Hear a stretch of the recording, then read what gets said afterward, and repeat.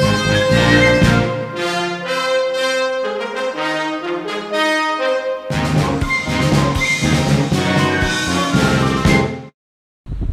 I'm Steve Yune. I'm the Vice President of New Media at Harmony Gold. And welcome to San Diego Comic-Con 2020.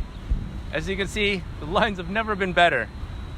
We hope that you're home healthy and safe right now. And hopefully by holding this virtual panel at Comic-Con at home, we want to bring a little bit of fun into your day. So let's get started right now. All right. Hello, my name is Kevin McKeever. I'm Vice President of Marketing here at Harmony Gold for the Robotech franchise. Let's begin with Robotech on streaming platforms. We would like to thank our friends at FilmRise for getting us on Pluto TV. Our friends at Pluto TV are going to have a Robotech streaming marathon with special bonus material not seen in this panel. Tune in to Pluto.tv for more information.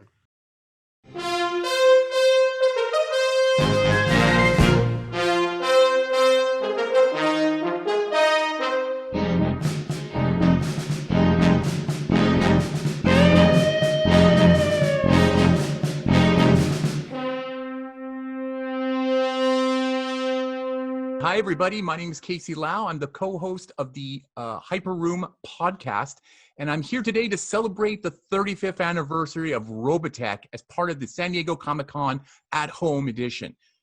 With me today, I have Pat Wang, Pat Wang is the founder of Icon Heroes, one of the licensees of Robotech, making some amazing products. I have Tommy Yune, really the brains behind Robotech these days. And I also very fortunate we have Tony Oliver and Dan Woren, the voice actors behind Rick Hunter and Roy Fokker, joining us today to talk a little bit about and reminisce about the great show that everybody remembers. I can't believe it's 35 years ago. I watched it when I was a little kid at 6 a.m. in Canada every morning, and I still have very fond memories of it. But to start off, let's talk to Tommy a little bit. Tommy, what does the 35th anniversary of Robotech mean for you and Harmony Gold? I think it's absolutely amazing that 35 years ago, I'm actually part of the second generation working over at Harmony Gold. The predecessor who worked on this before me was Carl Masick. He's the gentleman who put all of this together, who worked with all the voice actors first. I owe him a great debt in the sense that a lot of what I'm doing now, I've learned from him. And so the precious time that we had working together, I will cherish that greatly. And through working with Harmony Gold, I've met all these wonderful people, the voices behind the characters who brought them to life. And I consider them my mentors because I've learned so much about the business through them.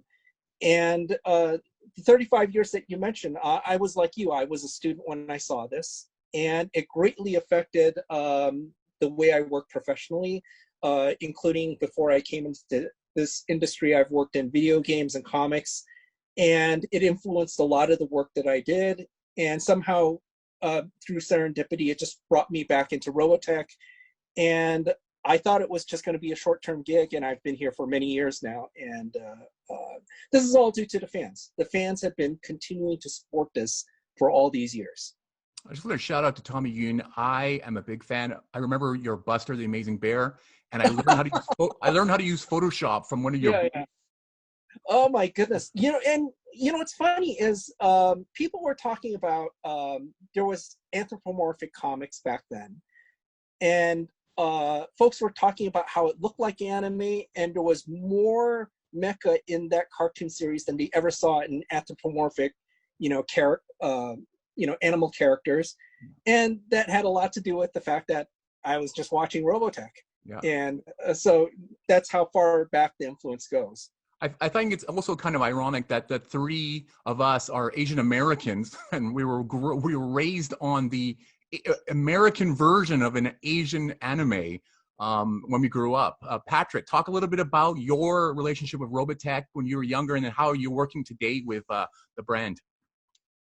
It's kind of like your story. It's one of the shows for me. I grew up in Hawaii, and coming Robotech was probably one of the first shows I would watch coming back from school.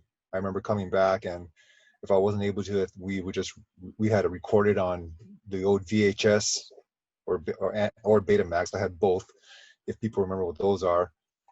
But it's one of those shows that I watch every day after school, me and my brothers. And it was just something fun now, all these years later, to be able to finally work on something like that I grew up with. Things that were part of my childhood. Now to kind of put it in 3Ds, it's been an awesome feeling. And I worked a lot with Tommy. Tommy, like you said, he's the brains. He knows every detail about the show, things that I don't remember. But he's such a great resource to go to for every little thing. Great. And later on, after we talked to all the voice actors, we're going to have a little bit of a merchandise, a roundtable with some of the licensees that are out there for Robotech right now, and see what's coming up for the rest of the year. Pat, I see you have a little Tony Oliver there next to you. I do. Yeah, this is our line of vinyl figures, like the 4-inch vinyl figures. So we're collaborating with different artists to kind of have their own creation. These two here were created by an artist named Lord Mesa. He does a lot of these cute caricature type of characters. So we're starting off with Rick and Minmei on these. And then next to me here, this is we're debuting these 142 scale resin statues. They're about 14 inches tall, but they have movable heads, they have movable arms, posable arms, and they're all limited. We're coming out with the Rick and Roy versions first. And this black one here is our stealth version that we're doing for San Diego Comic-Con. Well, Comic-Con at home now, yeah. Which is shipped in about 2 weeks, I believe. Yeah. Oh, Great. Pat, can you hold up the Rick figure? He's a little bit off the edge. Yeah, there we go. So here. Yeah. There we go. Oh, a little higher. Oh, yeah. Yeah, this one here. So it's yeah, it's like a kind of like a cute version. The 10-year-old version. Yeah, we kind of pulled from those Precious Moments designs. So speaking of Rick and Roy, it's an amazing honor to have both the original voice actors from the show. Tony, talk to us a little bit about, this is something I'm very excited to talk to you about. How did you get cast?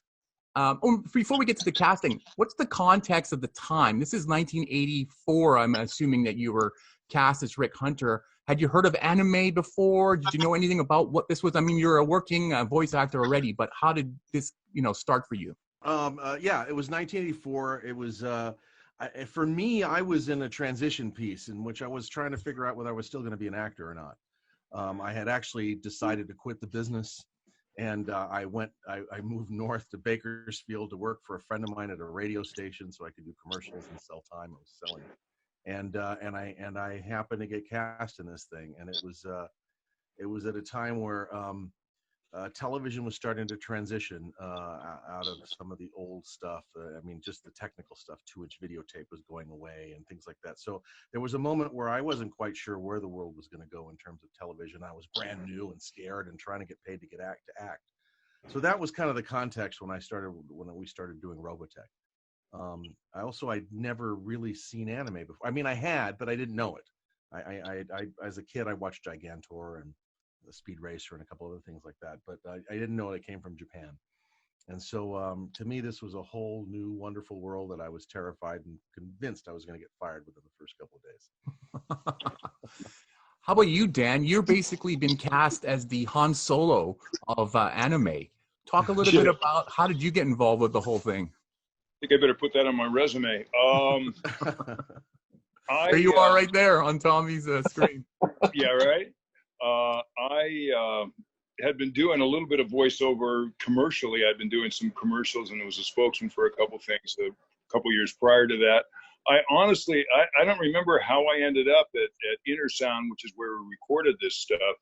It's an amazing studio on the Sunset Strip. I know it was fascinating to me. I didn't know much about it at all. I just the thought of doing voices for cartoons or characters that are in some form of a cartoon or something like that was, very intriguing and fun to be able to create the voice for it in the American field, because somebody else was obviously doing it in Japanese. and it was just eye-opening. And we were at a point, I think I can speak for more than myself, there of just kind of learning how to do this kind of dubbing and how to work with what was necessary to get it done. It's a much easier process now, as I'm sure you know, and you've heard from other people over the years, and Tony can attest to this, and any of the other actors, as far as what we needed to do to be able to deliver our lines correctly, as opposed to now it's just so much easier. But at the time, there weren't any cues for us, basically, except watch the screen, listen to 3 beeps, and go. But before this is prior to 3 beeps getting us into doing it. It was just timing. It was an ability to be able to look at it and gauge where it's supposed to start talking, where it's supposed to end talking, and then fit yourself into that as best you can with someone directing you, and just on your own, so to speak, just watching and listening. And the mics were terrible, so we had to scream really loud to get it onto the tape. So yeah. Wow, that's very interesting. That is the old way of doing it. So you guys had to time the dialogue that you had in an English script to the mouth movement of the characters. Yeah, very much. That's why there's a lot of those. We still have to do that, but there's a lot more tools now that help us. Right, beeps exactly. and things to guide us to it. At the time, it was all, we had to eyeball it and just kind of hope we grabbed it. It meant doing 20, 30 takes sometimes to get it just right. Quickly, I think Tony will agree with me on this, is that it seems like at that time, because it required rhythm, for lack of a better way of putting it, that the people that were musically inclined or were musicians tended to be pretty good at it, and people that didn't have that background, it kind of was a great challenge to them, I found, because you'd see people that would get in there and just really be lost and not quite certain on, oh, do I talk here? I did. Is that I was where? a musical comedy actor. I started out doing musicals. Yeah, exactly. That's So did you, and Dan, I had as a musical background, and I think that really helped, because it's always been that way, is that people that have that sense of rhythm or musicality built into their lives or their careers have a better chance of doing this well, I think. That's so interesting to hear that, because watching the show, Rick and Roy have such a camaraderie at the beginning stages of the show. Talk to me a little bit about how did you guys record together? Did you know each other before? I mean, how does all that work? Because it's such an interesting part of animation. Well, honestly, I don't think I got to really know Dan until after we were done doing the show and started doing other shows together. Yeah. We especially me, we recorded separately. I was living out of town at the time, so I was driving in a couple hundred miles to do it, because I quit acting, so finally I landed an acting role. It's kind of, that business kind of works that way. And so no, we didn't work together. We worked with the directors. The directors are who stitch us together. I know I worked with Carl quite a bit, mostly because I was brand new and he was trying to tell me how to do my job, because I needed somebody to tell me how to do my job. But mostly we worked through the directors, and the scripts were well written, so you can find usually what you need to find inside the script and with the director if you need to. And I think Tony just hit on something that it is, or was, still is, one of the challenges of doing this work is the fact that you don't get that many opportunities to work with the other actor or actress while you're doing it. So you're either playing off what they've already recorded, if you're lucky enough to have that, or you're just going on how you think or feel that it should be, and your emotional response to that, and as a character and as an actor, it's a very challenging thing, but that was what was necessary, because they didn't put people in the booth together unless it was a group of about 26 doing Walla. Whoa. Oh my God. It's easier now, in that now you can hear all the characters that are already recorded back, but back then you were limited to the number of tracks on the tape, and we were using 1-inch 8-track. So, and there were like 32 characters in the show at any given time. So half the time the character may have been recorded, but it's on a different tape, so you can't hear them. So it's a lot easier now. We have a lot more ability to put ourselves inside the show than we did back then. Wow. Yeah. Tony and Dan, tell me a little bit about working with Carl Macek. He obviously had quite a vision. He's kind of like the Stan Lee of Robotech. He put 3 completely separate shows together. And it seems like he also had a hands-on in the recording sessions as well. Talk a little bit how you guys work together with him. Do you want to go, Tony? You want me Sure. Look, I've said this before. I was a brand new actor with one voice acting job behind me, and I couldn't get cast on television. I'd done a couple of bad movies, really bad movies, and I was really bad in them. And Carl took a chance. He heard something in me, and he took a chance on me. So I am forever grateful to him. Without him, I don't have a career that I have now, and I've had a wonderful career as a result. He would sit with me every 3 or 4 sessions and kind of talk to me about where we were at, where we were going, where's the story going. He actually gave me a letter that he'd written out, kind of writing out what he foresaw the story going, and it was a really interesting kind of circular time traveling story that he wanted to. I wish I had it; it'd be worth a fortune now. Yeah. But he always just talked to me and encouraged me in terms of kind of sticking to my guns and doing what I was doing and assuring me that I was doing what he needed to be doing, because I was just a nervous mess the whole time. I'm much better now. Yeah, he is. I can testify.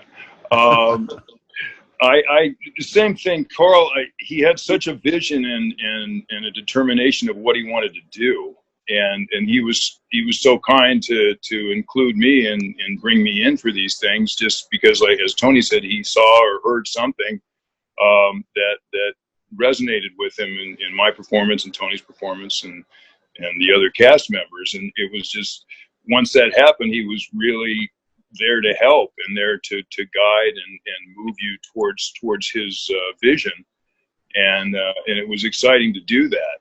And again, it was just funny because the show was airing, I think, at 3:30 in the afternoon, Monday through Friday on one of the local channels, and most of the time, because you didn't get to work with anybody other than yourself, or maybe, as I started saying, in a Wallace session, in a group session to make the background voices and things like that, you really didn't know, except that you thought you might have done a good job, or geez, I really sucked on that one maybe, or whatever your feeling might have been when you finished the session. You didn't have a clue how it was going to look. Maybe you had a clue, but that's about it. And so then to be able to go home and turn it on and see what happened, last couple of days, it was pretty cool just to go, look at that. They worked together well. That made me laugh. That's great. That was a fun thing to do. It was just kind of ego-wise, it was a great stroke of the ego to be able to go, yeah, I'm on TV Monday through Friday at 3:30, and you want to check it out? I'm going to go home and watch myself on TV. That was the first time for me that I could go home and watch myself and listen to myself on regular television. I'd done local commercials and stuff before, but never anything like that. So it was kind of a cool thing to take it all. It's fun to be able to tell your friends. It's like, hey, if you're not busy. My kids didn't care, but my friends thought it was cool. So maybe Tommy, you can answer to this as well. It's like, what's the reception of the show as it comes out in '85? Its first run through, was it like I think it was syndicated or something? It's not on like a normal channel, because you guys saying 3:30, I watched it at 6 in the morning, so I'm not sure exactly. In Los Angeles, it was on KCOP 13, bless that channel. I had just moved to Los Angeles with my dad. He was working in aerospace, so I was down in the Redondo Beach area at the time. And I just remember all the kids were buzzing about, it was like this underground show that nobody else knew about. Everybody else knew about He-Man and so forth. But they were like, hey, have you seen this new show? It's called Robotech. It's unbelievable. It's like they even killed off the main character, Roy Fokker. Sorry, Dad. But yeah. I think people know. It's no longer a secret. Everybody considered it like it was the water cooler show. Everybody was going, can you believe what happened in the last episode? I can't wait to find out what happened next. This was, decades before Lost, when the whole concept of serialized storytelling, where each episode led into the next, was not very common in television series. Now everybody's doing it, but Robotech really was an outlier back then. When do you, Tony and Dan, when did you guys attend your first Robotech convention?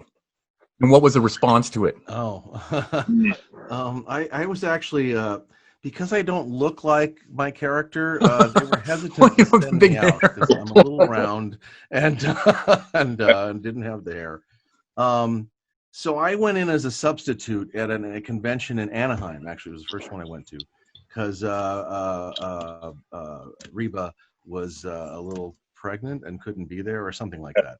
And so I was told I was going to I was going to come in. It was going to be part of a Star Trek creation convention, part of a Star Trek event. And I got there and I was greeted. I'm seeing all these Klingons and people. I'm thrilled. I'm a Star Trek guy. So so they said, go back to this door and we're going to call you in. And when you're introduced, just walk into the door. The stage is immediately to your right, and you can just start talking. And then when you're done, security will escort you out the front. And I kind of went, why do I need security? I'm expecting 20 kids. I had no idea what the audience for this show was. I just knew that this was going to be fun. When I walk in there, there's 500 college students screaming their heads off, losing their minds. I'm now having terrible stage fright because I've never been in front of this many people without a script. And fortunately, Harmony Gold had given me some slides of the Sentinels to kind of go through. So I got to that as quickly as I could and went through it. And I was escorted out the front with people, grabbing and screaming. And then I get plopped down and I'm next to James Doohan. I'm next to Scotty.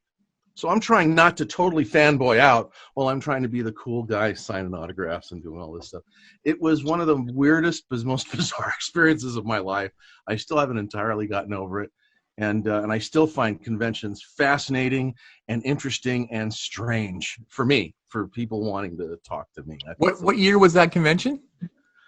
Oh God, it had to be like 80. Oh, it was 1986. I was there. Yeah, I was there. I was the one. He was the college. Well, there we go. So an important question: was I there?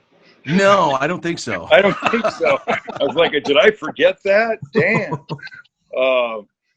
Yeah, I'm not sure when. I don't mean to interrupt you guys. No, I'm done. Okay. I'm not sure when I went to my first one, but just as Tony said, it was kind of eye-opening that there was this response. It wasn't really what I'd anticipated, and it was great and so shocking. And I totally share the same feeling that Tony has as far as the conventions. I think the first time I went to one of the Comic-Con conventions many years back, and I just had no clue about what I was getting into, literally and figuratively, because all of a sudden I saw all these cute young women dressed as Japanese characters and guys in crazy costumes, and I was just so blown away by that. I was just like a little kid going, "Look at that!" I truly, it astonished me that people would do that in the level that they would go to do the cosplay, to dress up as the other characters or as my character. That was just such a trip to see somebody dressed up as a character that I created the voice for. To this day, it's still like, look at that. That's awesome. Wow, they care. They must really care about the show. That's just really cool. Go ahead. Yeah, and you guys are like on the cusp of this entire new movement, basically, right? I mean, this is something that's never been around before, and now it's just grown crazy. That it spun out of San Diego. Now there's a bunch of anime conferences around just by themselves.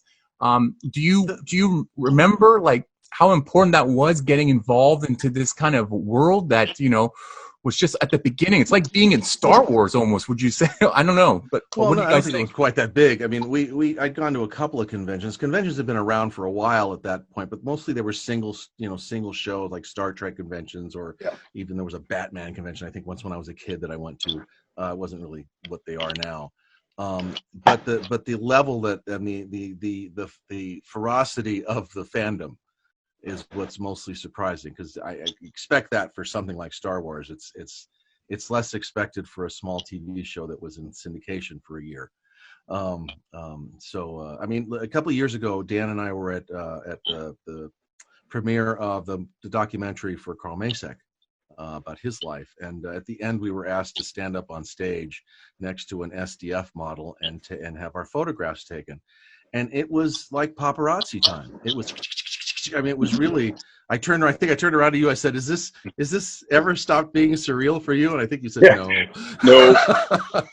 No, never did. Never will. Speaking of paparazzi and a lot of photography, let's admit the next cast member joining us today. It's Rebecca Forstadt, who played Lynn Minmei. Hey there. Hi. Oh, Oh, good to see you. Girl. Hello. Hi, Rebecca. How are you doing? I'm doing pretty good. Oh, listen to that voice. I hope I don't have bad sound because I don't have any control over what's going on in here.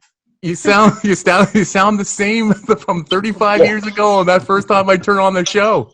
Yeah, well, it doesn't change. We're just talking about some memories about recording the show. Yeah. Maybe you can tell us a little bit about your experiences recording the show for the first time back in 1984, and you were able to meet Tony and Dan at that time. Yeah, I know. Well, I'd worked with Dan before because we started about a year before that, I think, or I did anyway. And yeah, I mean, it was just such a great group of people. We loved it. We were working late at night and hanging out in the hallways and partying, and I was doing you at 2 a.m. coming out the door. I know. Yeah. Sometimes I would do a play and then I would come back and record, like in Hollywood, and it was just so much fun. Great. I see Tommy has a picture of a Minmei there behind him there. Oh yeah. Minmei. Aw. I have a dog behind me whose name is Minmei. Love it. Hopefully she and her brother Louie won't bark. Or I'll have to mute myself. Rebecca, maybe you can also talk to us about your first convention appearance. I think a lot of I can probably tell you, Pat and I were probably in love with Minmei. So to see you in real life at one point when we were kids it would be an amazing experience, like seeing Princess Leia for the first time. Can you talk a little bit about your first convention appearance? Yeah, the first convention appearance was in New York, which was great because I had an aunt living there, or I had two aunts living there at the time, and it was it like we had to get all dressed up. They made a costume for me because at the time, we would dress up and nobody else would. And the guy that was the son in the Bill Cosby show was there, and I sat in his lap, or he sat in my lap. I don't remember. It was like really funny, but they had like a bunch of celebrities there. Were you? No, you weren't there. I think that was when they sent Frank. Yeah. Capano. Yeah. And tried to get, and the newspaper gave him my name. Yeah, it was ridiculous because everybody knew it wasn't him. Yeah. But I had a great time because then I got to spend some time with my aunt, for a few days after that. Tony and Dan mentioned that they hadn't actually met each other through the recording of the show. When was the first time you met Dan before, but do you guys remember a story when you were all together for the first time? We were always together when we were recording at first, like they'd bring in groups of us at first. And then it got to the point, now it's like you just go in by yourself. You never see anybody. Now you don't see anybody because you're at home. Well, we get to see, we talk with each other like Beck said, as far as waiting for our opportunity to go in the booth. We'd be outside, sitting on the floor, just like a group almost camped out, having discussions of stuff and what's happening and how you doing and it's 12:30 and we're not even starting yet. Great. Okay. So yeah, that was an opportunity to get to know each other more. Was just waiting to go in and do your recording session, and they just back it up because they had so much to do. Yeah, and it was fun too because we got to hang out with each other, and sometimes we'd go in and they'd try to record us all at one time, which is impossible. and they stopped doing that because we didn't even have the beeps at the time. Yeah. We had to watch the time code, so we got really good at it. So we're better dubbers than anybody else. Damn right. I think that's a big job responsibility there. Did you guys see the show? Did it come out while you're recording, or did you record everything before it came out? Yeah, everything. I didn't see it. I didn't see. We were done by the time it got out. Yeah. I've hardly seen anything I've done until. There's been like one or two shows where I actually got a screening of it. I had a red carpet premiere last year for something that I did, but that was so rare. Oh. How did Rebecca? How did Carl pitch Minmei to you? How did he pitch it? Character, like how you developed the character from the original Japanese. Did you follow the Japanese version a lot, or did you do some stuff yourself?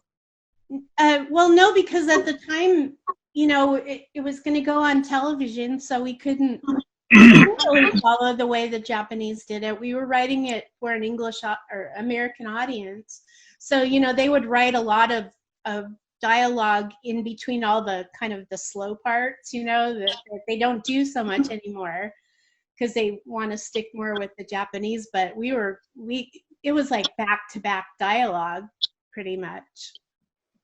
So as far as Minmei, I told the story like a zillion times, but when I auditioned for it, he just said sing something, and I sang "It's My Party" and didn't even know all the words to it, and somehow got the part. I don't know what. Maybe I looked like her at the time. I was much cuter. You guys, Rick Hunter and Minmei are kind of like together the beginning part, but you guys didn't record a lot together.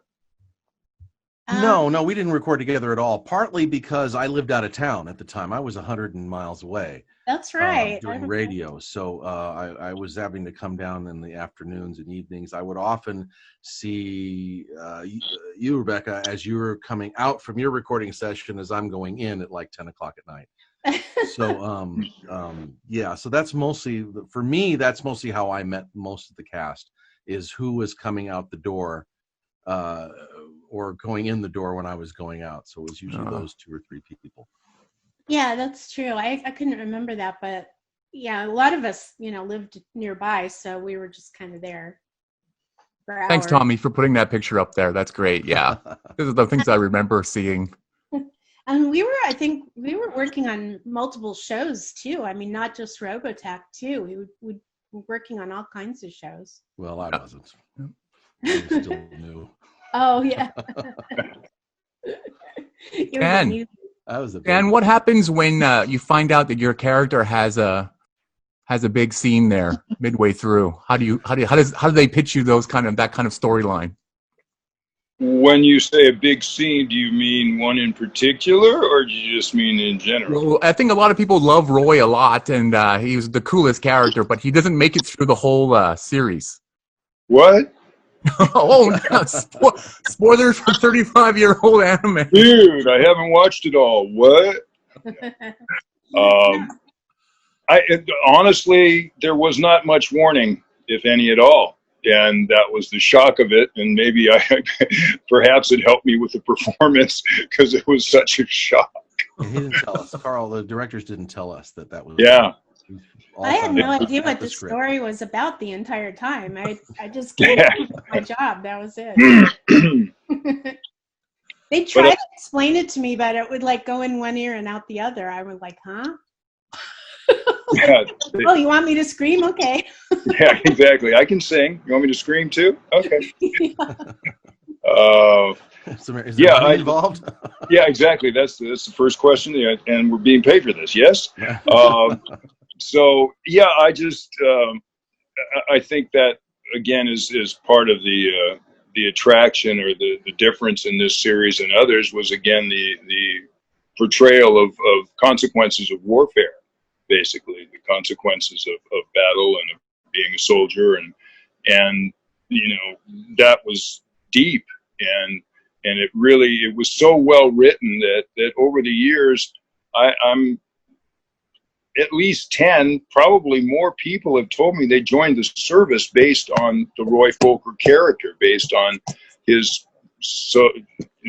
his sense of straight shooting and emotional tie to his duty and to the people around him, and that they really saw that as a representation of how someone should be in the military, and that's what the military should represent. And so that really resonated with them, and they joined the service, which kind of just totally blew my mind. You know, I saw that. I went to Edwards Air Force Base because my son's in the Air Force and he's graduating from something, and this colonel came up to me and he was just like falling apart that I was Minmei.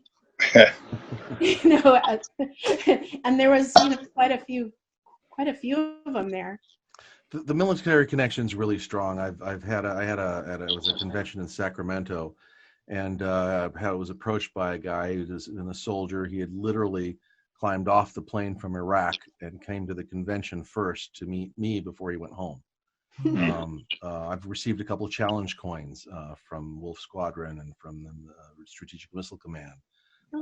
There's a strong relationship between Robotech and the military, and yep. And I know that I've had a couple of people thank me because they were playing Robotech card games while sitting in a trench somewhere in the middle of a war zone. I find that extraordinary, and pretty grateful for that part. And then, so I mean, the show has been on for now it's on streaming services. I mean, there's no longer the 3:30 p.m. slot you have to be at home to watch anymore. I don't know, do you have any stories? Do your kids watch it? Are you able to connect with it again now? Like, you can watch on your phone now wherever you go. My kids are 30 something. So Yeah, my kids have kids of their own. Yeah. I'm kidless. Although when they were young, my kids really didn't care. To me, I was just dad, and occasionally my voice came out of the television set. What was kind of funny is when my son was in elementary school. By the way, my son's a filmmaker now. He's a gaffer. He does gaff NBC shows and stuff like that. Cool. So he ended up in the business too. But I remember him coming in and hearing my voice on television and kind of and moving on. But then I was working on I had done an adaptation of The Jungle Book where I went to go work for Saban the first time.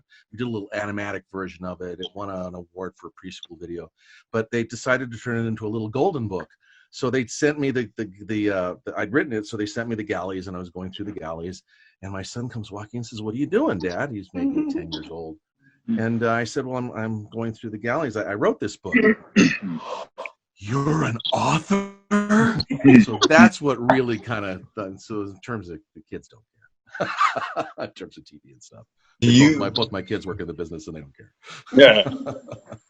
Do you guys ever get requests from fans to record their voicemail greetings? Yeah. It has been known to happen. Yes. I don't do it anymore. It got weird. Yeah. I do it with an Italian accent now just to mess with people. What are some of the more interesting, maybe fan things that you guys have been involved with? Like when you, like maybe you're in like the men's room and there's a guy dressed like Roy or like a Zentradi next to you. Is there anything strange that you remember in all these my years? autograph in the restroom before while I was doing my business. That was weird. Yeah, it's like, you got a pen? Give me a minute. Again, just the very visual of somebody walking around dressed as a character that I voiced is still, it's very compelling and unnerving, and it produces some nice feelings too. It's just so like, wow, that the show that it touched that person that much to want to dress up and be that person for the moment or to look like him. It's just like, it's crazy to me, and it's such a testimony to the show and to the quality of everything that went into it. Yeah. And that's great to be a part of. there was one fan I ran into at a convention where we were talking, and he seemed like he was a pretty cool guy. Seemed very laid back, kind of like a peripheral fan, somebody who likes the show but doesn't really attack it, that sort of thing. He's got these lovely locks. He's obviously a musician of some sort, and we're talking, and then the conversation moves to Robotech and Gundam, and he took off with it, and just every detail, every note. And then he says, look, and he opens up his shirt, and he's got the full military insignia from Robotech tattooed on his chest. Oh my God. This big. Yeah, so it was like, wow, you just never know. Rebecca, have you ever been asked to sing? Oh God, yes. Mhm. I'm not really a professional singer at all. I just sort of faked it. I did take singing lessons while I was, before I did it, but yeah, I had to sing at this one sci-fi convention that was in Columbus, Ohio, and it was a little embarrassing.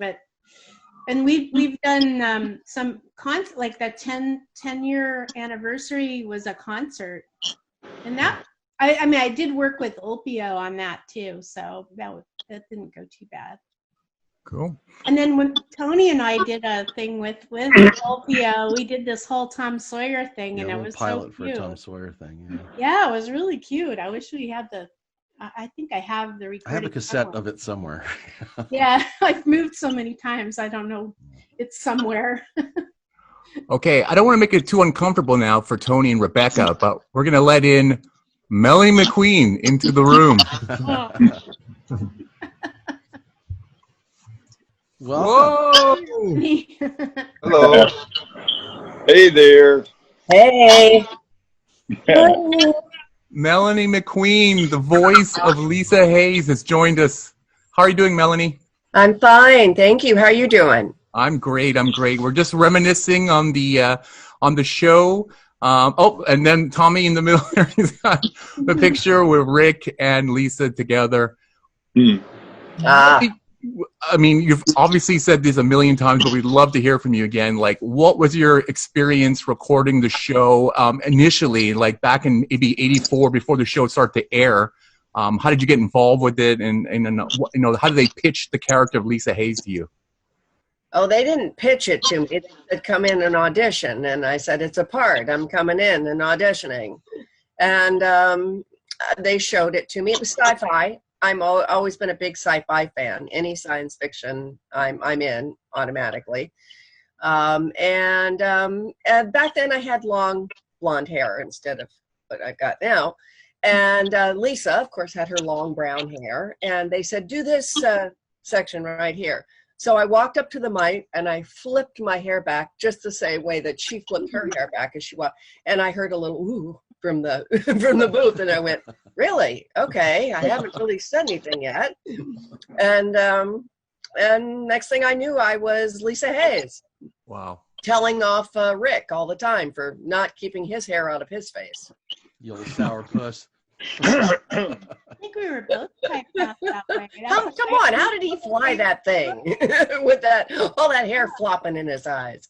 That's not how a pilot should wear his hair. It's very interesting. I mean, we were talking about when we were very young when we saw the show, but to see, when we watched the show originally, you thought that for sure Rick and Minmei would be together for the whole time. That was kind of like the traditional kind of Western, I guess, relationship, I guess, for cartoons. And then Lisa comes in, out there's the three characters there. And then midway through the show, you become, Rick and Lisa become more, together. Talk a little bit about and also we just found out from Tony, you guys were hardly together recording this, and yet, as a kid, you're watching the show. I think you're all together having a great time recording these shows. Talk a little bit about what you thought about, how you work with Tony, how you work with some of the other cast members. Well, that is true. We didn't spend that much time in the booth together, but we did meet out in the hallways, coming and going, and we did talk. Some of our sessions were late into the night, which will get you relaxed talking to each other. And I did see some of the other things that I saw. I would see what Minmei's character was doing, and I would see what the other characters were doing. And I did think to myself, well, I don't know about this Minmei. She's a bit of a flake. And I'm thinking to myself, frankly, I think my character is better suited to him. They've got more in common and all of that, but who knows where this is going to go. I really didn't know where it was going to go, because it's not like they told us how it was going to unfold. I didn't know if Lisa was going to end up with Rick. So I just sort of watched it unfold along with everybody else come in. Oh, what are we doing now? Well, what's happening now? Now I have to take a deep breath and explain protoculture, which I would turn to them and go and say, okay, now what is this thing again that I'm talking about? And what does it do exactly? Because I have to say it in one breath. Because, anime characters don't have to breathe. So, yeah. Tony and Dan were mentioning when you were recording it in the old days, you had to hear like 3 beeps and match yes, you voices did. to the cartoons that were already done, not like they are Right. done today. Well, we Talk a didn't little bit have- about your we method didn't behind have the doing that. Then. Well, yeah, if you were lucky, a lot of the other characters had already put their voices in, so you could respond emotionally to what you were hearing them do. If you weren't, if they hadn't responded, then you just had to watch them on the screen. But yeah, you had to time it, and you couldn't, as in regular acting where you just can say it however you want, take a breath wherever you want, that kind of thing. You can't do that in dubbing, because you have to match what the character on screen is doing. So you would have to make that work. And it was a little bit more difficult than just, just acting or doing a voiceover without having to match something. And again, the breathing was a big important thing, because animated characters, especially film dubbing, if you're dubbing a live action character, they do have to breathe, and they stop and they sigh and they make, etc. But an anime character, they may just decide to go flap, flap, flap, flap, flap, flap, flap. And you're like, okay, well, let's keep up. And also match the plosives and the lips coming together, the consonants, the vowels, and sometimes have to make one of the funniest things were when you had to make a sound that just didn't seem right, where you had to like go really spread it out a lot, and yeah, because the character's mouth was doing kind of a figure 8. They did that a lot in Japanese animation, right? Where the character's mouth was kind of a figure 8. You're like, what is out that? I can't do that with my mouth.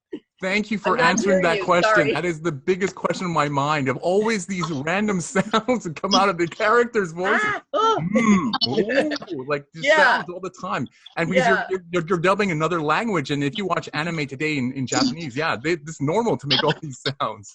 Right, exactly. But they say, okay, well, we need a sound here. And I'm thinking, really? I don't know that a real person would make a sound here. It's like, no, you need a sound. Right. Use what I call everything had to have a sound to it. I was like, I don't think in real life that happens, but we did. I teach my students what I call the secret anime sound, which is this. And you can add any emotion to it. It's like tofu. There you go. It'll love just that, take Tony. whatever you That's throw great. at it. I love it. I Good love it it. goes. You can make a meal out of that, Tony. Yep. And then Greg Snagoff, when he'd be directing me sometimes, he was I don't know if I can say this. He would say, okay, do it from your, I won't say it the way he did. Do it from your butt, Melanie. It needs to come, you're screaming here. Do it from, that part of you. I'm like, okay, do it from that part of me. That's amazing.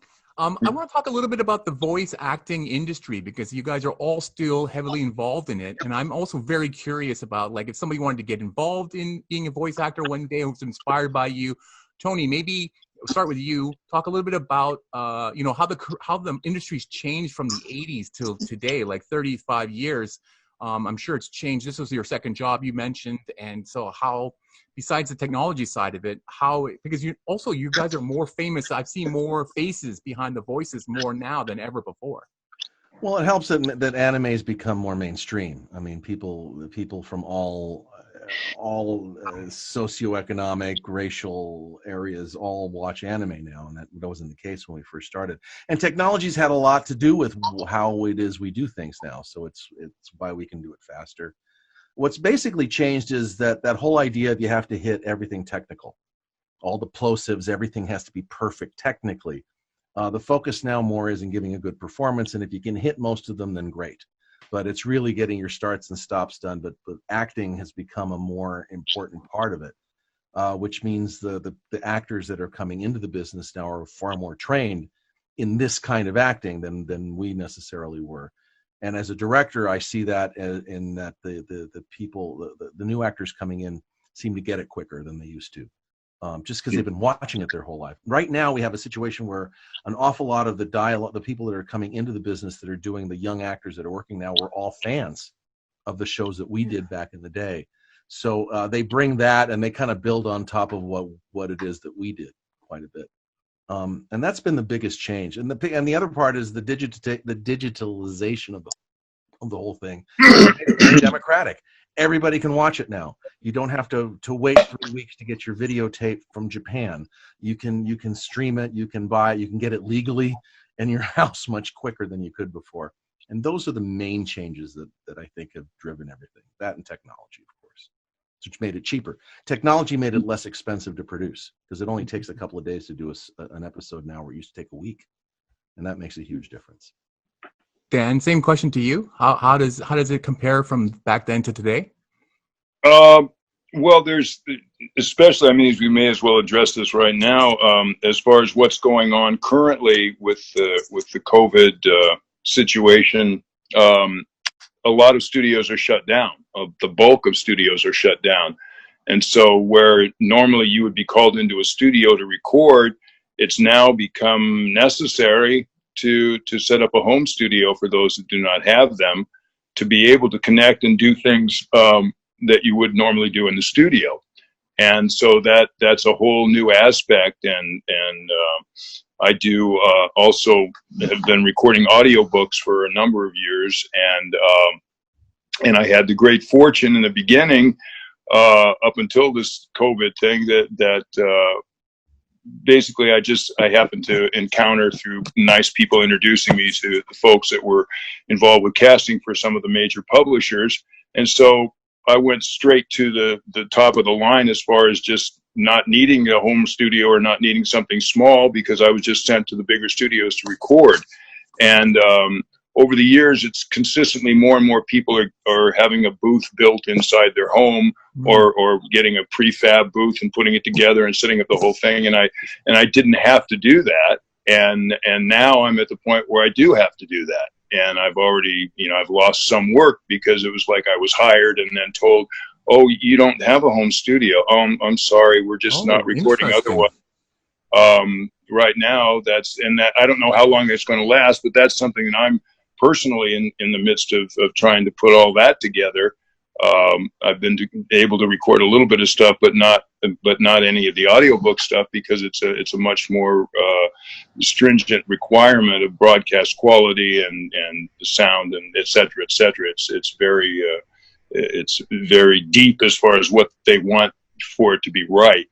So I think for anybody getting into this right now, this is a weird time, because it's not like it's ever been before. Before, it was a great idea or an opportunity. If you did have a home studio, you might be able to get much more stuff or be able to record at home, where now it's almost a requirement if you want to work. And so that's quite a change. I'd love to hear anybody else's take on that. Yeah, I built a booth. This is a picture of it behind me, but your wife did, right? My wife built my booth for me. Nice. I can't build things. She's amazing. So, yeah, if you need it destroyed at any point, I can do that. I can destroy it. But it was about this. But the thing was, it was, and any way I looked at it, was thousands of dollars of investment. Yeah. To do this. This was about the same price as buying a whisper room, but it's custom. But nevertheless, it was a huge expense in order to make sure that, regardless of what happens, I can continue to work in the future. Yep. Because we're starting to open up, but I'm watching it start to close right back down again. Mm-hmm. Yeah.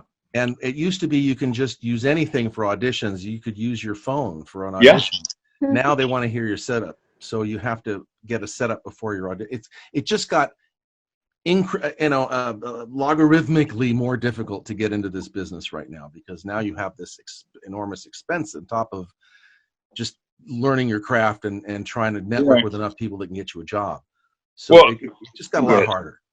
Well, and another thing that I wanted to add to that is that from the standpoint, if you're doing an audiobook or something that you are the only person involved with the recording, it takes it from being the talent doing the job, or the person that's hired from the job, to becoming the talent / engineer recording it. And so I like them both, but I don't like them together, to be perfectly honest. I hate having to separate some portion of my mind to focus on, is that right? Is the sound taking me away from being in the moment, in the character, whatever I'm doing? And so that's something that I continue to fight, but at some point I just have to embrace both of them and go, okay, I'll put them together and I'll get really good at this at some point, and it'll be great, because I love the concept of editing. I love the concept of being an engineer. That's cool, but I don't want to do it when I'm doing something else, and vice versa. So that's my little too bad. I'll get over it at some point. I have to, I have a choice to either become really good at doing both or to complain about them for the rest of my life. So I think I will take the first option, hopefully. That's super interesting. How about you, Rebecca? How do you see the difference between when you started till today in the voice acting business? Well, basically, I'm dead in the water right now. Okay. Because, I've gone through a lot of heavy stuff. I've gone through 2 men in my life, one fairly recently, and so I've been pretty transient. So right now I'm in a room with 2 dogs and roommates with TVs and all kinds of stuff. So I'm available for nostalgia Zoom videos, basically. That is an idea. I can't afford a big setup, and I mean I have a really nice mic. It's like, well, I don't know. You can't. Oh, that's not my camera. I do have a nice mic and a nice dog. I have some headphones. But yeah, that's about it. Interesting. If I was supposed to do a convention in November and it just got canceled. So I'm blogging. I'm a blogger. I have a blog and I make money doing that right now. Interesting. Great. Vocal booths to go, cheap way to go, and they actually have good stuff. There's a new startup idea right there for you. Yeah. No, I know. Actually, I have a fan who wants me to do a book series for him, and he's building me something. But... Oh, how sweet! More producers should be that way. Yeah. I mean, I can't do audiobooks. My voice is just too goofy for that. And no, let me stop you in saying that. That's not true, because there is a genre that your voice is absolutely right for. Well, when I get to a point where I can do it, I'll look into that. But yeah, there's young adult and kids stuff that you would be absolutely suitable for. So don't take away that possibility. Exactly. I think everybody thinks I'm dead now.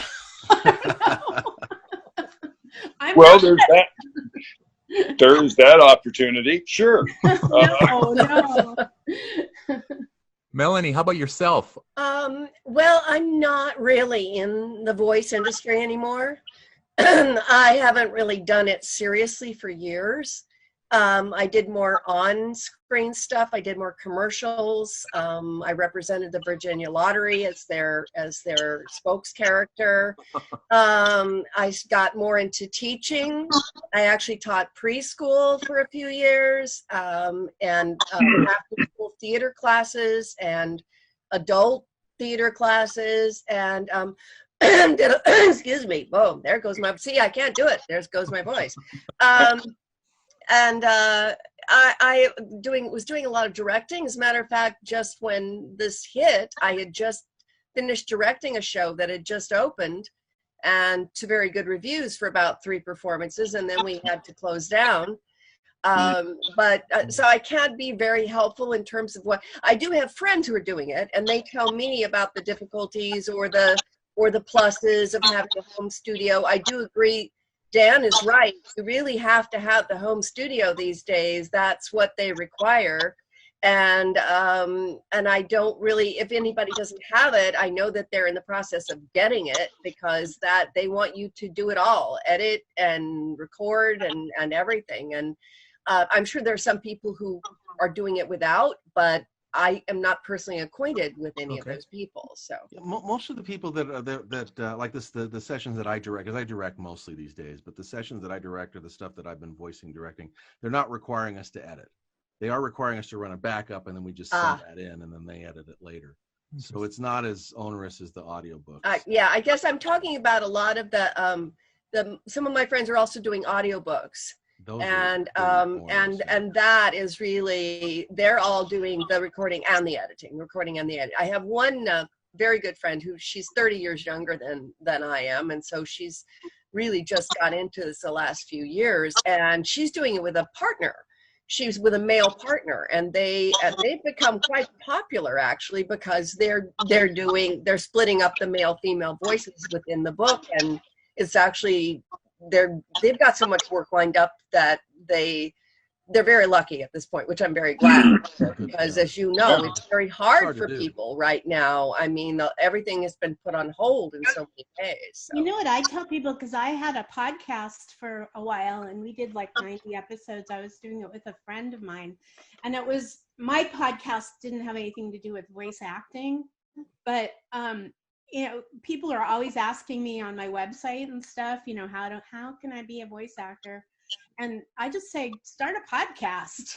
You know, you can actually make money if you want to, but it's also a good way to create too. And you know, and you may not become a professional voice actor, but you can definitely be heard.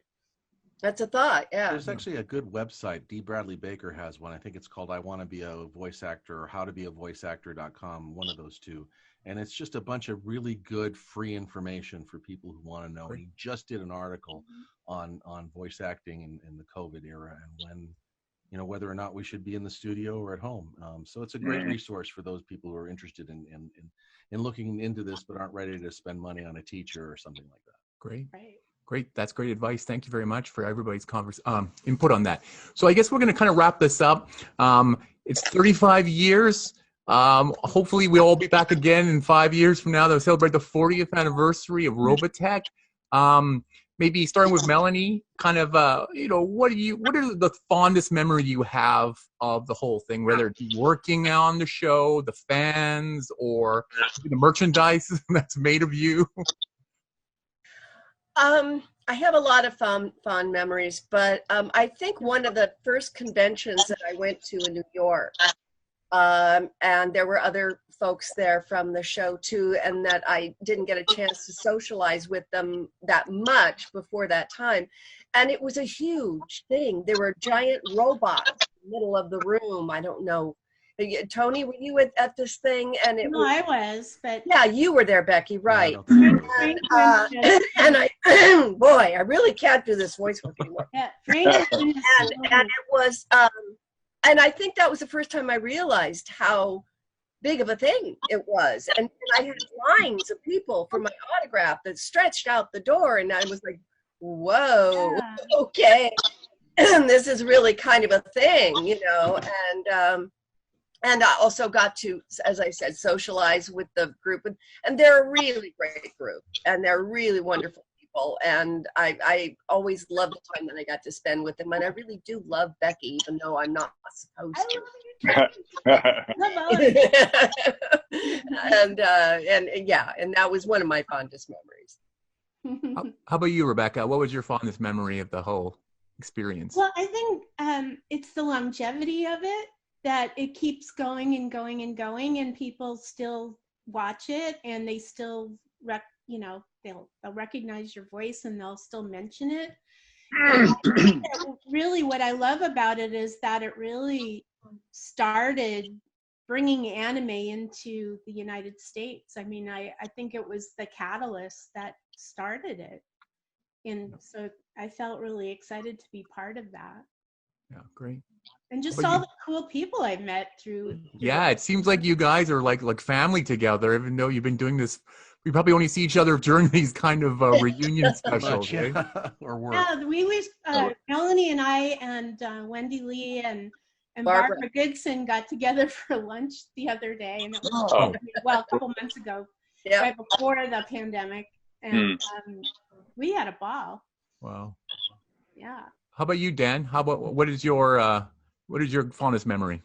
Well, I to piggyback off what Rebecca was just saying, as far as the longevity, there was a convention I went to about 8 or 9 years ago, I believe, in Florida, and there was a lot of people to get autographs. It wasn't just me. There's a couple people. I think it was, I forget her name, and I'm embarrassed by this, but the woman that was the lead in Sailor Moon was next to me, and it was just the two of us, and there was a huge line of fans for autographs, but they decided that they needed to end the session, and there was one family that was very upset about that, but not in a negative way. I mean, not in a combative manner, but they were just genuinely disheartened by the fact that they couldn't get the autograph. As it turned out, they had turned their little girl onto the show, and she was just so excited to see it, and she started crying, and I just got up and I said, guys, you need to let these people in, and I don't care, I'll stay, it doesn't matter. I mean, and so that made their day. I mean, they were so grateful and so happy and so delighted. And it highlights the reality that we as the portrayers of these characters have a place in the heart of the fans, and that we can really make a difference just by signing an autograph. We can change their day in a positive manner by just reaching out and being nice, and that it means so much to them, and so easy and so little for us to do except to sign something and say thank you for supporting the show. So that to me is just the greatest thing, is that we can make a little difference from something we've done in other people's lives in a positive way. Dan, you're a real life Roy Fokker. That's all I can Yeah. There was one convention that I thought was really cool. It was in San Francisco, and it was a combination of a Robotech Star Trek convention. And so George Takei was there, and we were getting as many autographs as he was, which was really amazing. And I remember I had these two guys that were super Minmei fans, and they kept wanting to take me out to lunch, and they were wearing all these pins all over there, and they were sailors or something. They were in the military, which is Sailors. Oh, Becky, hey, watch that now. I got a free lunch out of it. It was nice. I have a George Takei story too. I'll tell you later. I have a few of those, yeah. Oh man. Okay, Tony, how about yourself? What's the thing you remember the most, or you'll always remember the most? It used to be the applause. I mean, remember, I'm a stage actor, so I always like taking bows, and to me, that's what conventions were for at first. But I remember I told you earlier about a guy who just climbed off of a plane from the war zone to come talk to me. I spent a couple hours with him, and he told me his stories from the battlefield. And not too long after that, a young woman came up to me. Actually, the head of the convention came up and asked me if I would meet this young woman outside, because she had issues being in a crowd. And as soon as I saw her, she broke down and gave me a hug. And that's when it started to turn for me. This show for me has become, it's touched a lot of people in really personal ways. And although I don't know all those stories, and I don't think I could handle hearing them, it started to feel like a privilege rather than a project, where it really became something of being grateful for having had the opportunity to touch someone in that way. Because as artists, that's what we all deep down hope for. I mean, aside from all the ego and stuff that we have to be in this business, that's really why we do what we do. And it's cool to have been able to get that from this show and really see that, how much over the time you've been able to touch people. Yep. That's fantastic, Tony. I want to leave it there, but I've just got to ask one last thing, because I don't think I'll have another chance to get you all together like this. Can you all do your voices and just say like one classic line? We gotta have this together. Starting, Melanie, start with you. The classic Lisa line. A classic Lisa line. I'm telling Rick something. I'm not sure. I'm not really sure. Sorry to throw you on the spot like that, but I just wanted Give to see her it. a line. Give her a line. Give her Dan, a how about line. you? There must be something that fans always ask you, Dan, to say. They They always ask, go ahead, Melanie. What were you saying? Well, I have no idea. It's like protoculture is really hard to explain. I don't know. That's great. That's Still don't great. know what it is. How about you, Dan? Well, it seems to be the constant question, so I might have to say something along the lines of, Claudia, did you make some pineapple salad? That's a paraphrase, but nonetheless, a lot of questions about that salad that continue to be asked. Oh, how about you, Rebecca? Oh, Rick. And No, of course. and then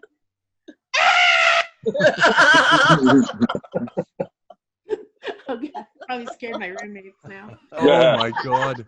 I think it's good that you weren't recording this together. I don't think anyone would get done. And Tony, I got to hear something from Rick Hunter. Okay. Lisa, Rick, I mean, Lisa, Minmei, I think I got to take a break for a while. You're scaring me, little brother. Oh, Rick. Minmei. I could do the one where I'm drunk.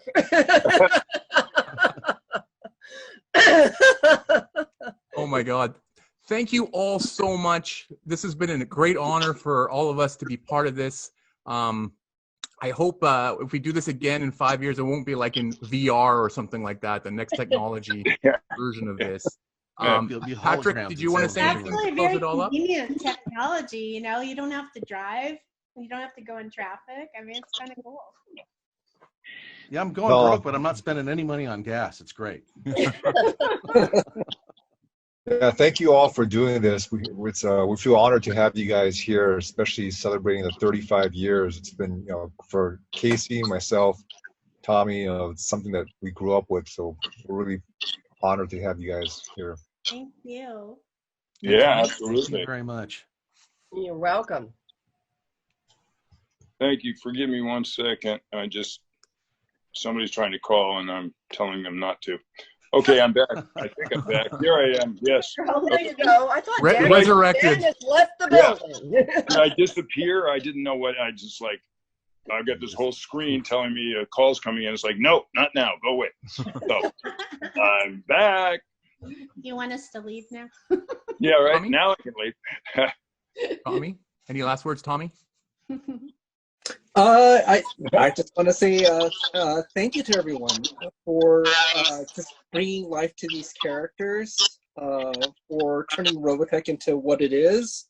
Still, reaching out to fans like this even now, and the humility that everyone has. I think that's very valuable to all the folks out there. And so, especially just myself, I began as a fan. Let me just chime in on that just to say that Tommy has been so incredibly supportive of all of us and always the cheerleader in so many ways at conventions and different things, and his excitement is certainly contagious in a good way. So I really appreciate that for all these years, Tommy, all your support and devotion to the project and to the people to us involved with it. It really does make a difference, and it's greatly appreciated. Thank you. I want to thank all the fans for still caring about us too. I think it's really cool. Yeah, I that- second that motion. I love the fans that have introduced their kids to it, the ones that Yeah, they were watching and when they were kids, and grandchildren. now they have their kids watching. And I think that's just so great. It's the grandchildren part. Yeah. we'll get there. We'll get there. Yeah, they're the future. Damn it, they're the future. Oh, I tried. you know what? Actually, I have a couple grandkids, and I showed one of my grandkids Robotech, and he just kind of went, yeah. Yeah. So, it wasn't a Marvel movie. Oh, I actually have a little bit of an Anime Expo story, which was one of the folks who had asked a question after the panel was like this, this very young girl, preteen, and then we were like, you look a little bit young for when Robotech aired. How'd you get into it? And she was like, oh, my grandmother got me into this. I need to go lie down. Back to my rocker. Yeah, Yeah, I need really. a nap now. Yeah. Pass me your knitting, Becky. I've never learned how to knit. Bye, everyone out there. Good to see everybody. Everybody that's watching Yeah, now. good to see everybody. Yay! Yay. Nobody wants to leave. I know, right? And then I got to go, but I'm still here. Okay. We're not leaving until you leave. All right, and I know how to See do you guys that. later. I'm out of here.